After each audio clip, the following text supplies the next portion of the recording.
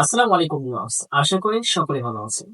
তো আজকে আমরা দেখব যে আমরা কিভাবে আমাদের পিসিকে আমরা বিভিন্ন ধরনের ভাইরাস থেকে অ্যান্টিভাইরাস থেকে আমরা আমাদের পিসিকে হেফাজত করব বা আমাদের পিসিতে নিরাপদে রাখতে পারবো। তো আমরা আমাদের পিসিকে নিরাপদে রাখার জন্য থার্ড পার্টি কোনো সফটওয়্যার কোনো ব্যবহার করব না। আমরা ঠিক আমাদের ডেস্কটপে যে রান সফটওয়্যারটি রয়েছে, রান সফটওয়্যারের মাধ্যমেই আমরা এই কাজটি করে ফেলবো। ঠিক আছে? আচ্ছা, আপনারা কখনোই থার্ড পার্টি যে আপনার সফটওয়্যার গুলো রয়েছে এগুলো আপনার ইউজ না করার চেষ্টা করবেন। ওকে।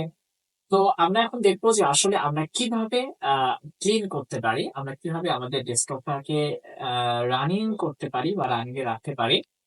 তো এই ক্ষেত্রে আমি আপনাদের একটি বিষয় জানিয়ে দিচ্ছি যে আসলে আমরা যখন অনেকগুলো সাইট বা ব্রাউজার যখন আমরা মানে ইউজ করি, ব্রাউজিং যখন আমরা করি, যখন ইন্টারনেট ব্যবহারের মাধ্যমে আমরা যখন বিভিন্ন সাইটে প্রবেশ করি বা বিভিন্ন আহ, মানে কাজ করি নেট ব্যবহার করে, ঠিক তখন আমাদের কিছু ফাইল অর্থাৎ মানে ভাইরাস আকারে সেগুলো কম্পিউটারে বা ডেস্কটপ ঢুকে যায়।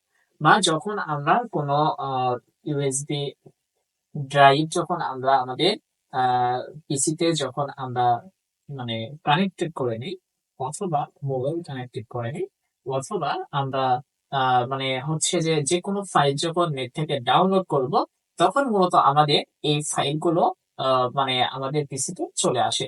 এখন সেই ফাইলগুলো আসলে আমরা যখন ডিলিট করব না, সেই ফাইলগুলো মানে জমা হতে হতে হতে একটা সময় অনেক ফাইল হয়ে যায়, যার ফলে আমাদের কম্পিউটারটা অনেক স্লোলি কাজ করে বা স্লো হয়ে যায়। ঠিক আছে?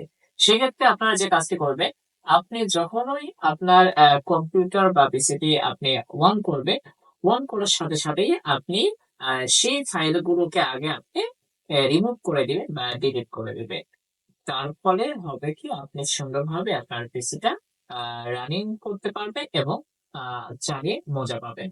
তো চলুন আমরা দেখে নিই আমরা কিভাবে সেই ফাইলগুলো আমরা রিমুভ করে দেব, আমরা সেই বিষয়টা দেখি। তাহলে আপনার অবশ্যই সেক্ষেত্রে আপনার রান সফটওয়্যারটি রাখবে, যেটি প্রত্যেকটি আপনার কম্পিউটারে রয়েছে, প্রত্যেকটি উইন্ডোজে রয়েছে। ঠিক আছে? তো রান সফটওয়্যার যদি আপনার এখানে না থাকে, তাহলে আপনি রান সফটওয়্যারটি আপনি ঠিক এই যে এখান থেকে নিয়ে রিস্টার্ট বাটনে ক্লিক করবেন। রিস্টার্ট বাটনে ক্লিক করার পর তারপর স্ক্রল ডাউন করে নিচে চলে আসবে। তারপর আপনি এখানে খুঁজবেন, এখান থেকে আপনি সেই সফটওয়্যারটি আপনি এখান থেকে পেয়ে যাবেন। ঠিক আছে? আমার যেহেতু ওখানে আছে, এখানে শো করছে না। আচ্ছা, যদি শো না করে তাহলে হচ্ছে আপনি এখানে লিখবেন। ঠিক আছে? এখানে আপনি রান লিখবেন।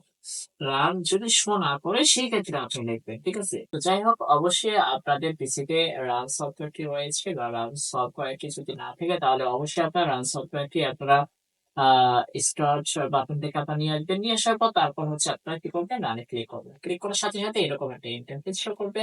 তখন আপনি এখানে ঠিক দেখুন যে আমার এখানে কিন্তু আমি সবসময় যখন আমি কম্পিউটার ওপেন করি তখন হচ্ছে যে আমি এই কাজগুলো করি আর কি। ঠিক আছে?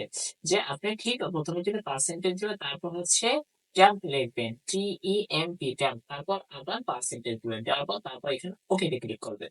ওকেতে ক্লিক করার সাথে সাথে যেহেতু আমি একটু আগে ক্লিন করেছি, সেই জন্য আর কি আমার এখানে ফাইলগুলো মানে নেই, ডিলিট হয়ে গিয়েছে, আমি ডিলিট করে ফেলেছি। তো আমার এখানে কিছু ফাইল শো করছে, তাহলে আমরা এখানে কন্ট্রোল এ দিয়ে আমি সবগুলো সিলেক্ট করে দেবো, তারপর ডিলিটে প্রেস করবো। তাহলেই আমার যে ফাইলগুলো রয়েছে, এক্সট্রা যে ফাইলগুলো রয়েছে, সেই ফাইলগুলো আমার কি হয়ে যাবে, ডিলিট হয়ে যাবে। ঠিক আপনারা যখন কম্পিউটার ওপেন করবেন তখন আপনারা ঠিক এই কাজটি করে নেবেন, শুরুতেই এই কাজটি করে নেবেন, তাহলে হচ্ছে আপনার কম্পিউটারটা অবশ্যই রানিং এ থাকবে এবং সুন্দরভাবে আপনি কাজ করতে পারবেন। এছাড়াও আরো বেশ কিছু ওয়ে রয়েছে যেগুলোর মাধ্যমে আপনি করতে পারবেন, বা সেই সাইটগুলো আমি ধীরে ধীরে আপনাদের দেখাবো।